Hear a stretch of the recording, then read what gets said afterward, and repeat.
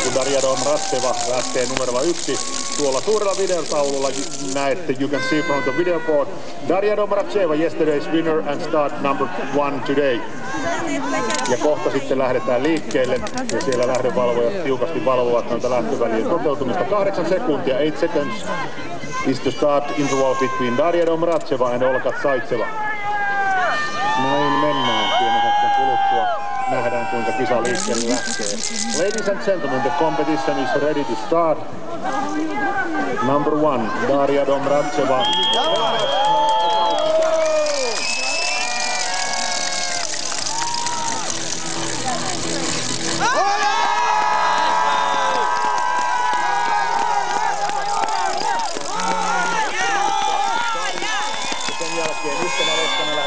Number 4, Valsemerenko from Ukraine, 22 seconds behind. Then Magdalena Neuner, the current World Cup leader from Germany with the yellow pin. Andrea Henkel from Germany, 33 seconds behind. The next to start with number 6. Marie-Laure Brunet from France, 49 seconds behind. Is number 7. Number 8 is Oksana Kostenko from Ukraine and she is 51 seconds behind Daria Domracheva.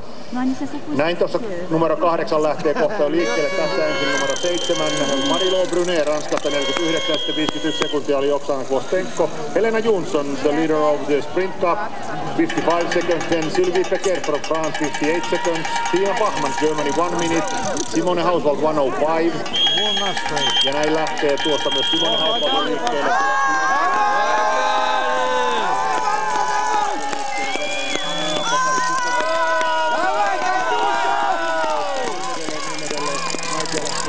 Kaiken kaikkiaan 60. Ja muistetaan tuolta listalta, kun katsotaan, että numero 27 ja ero 1.36 kärkeen lähtee liikkeelle sitten Kaisa Mäkäräinen. Hänen numero siis 27 ja nyt Kaisa jo tuolla lähtee.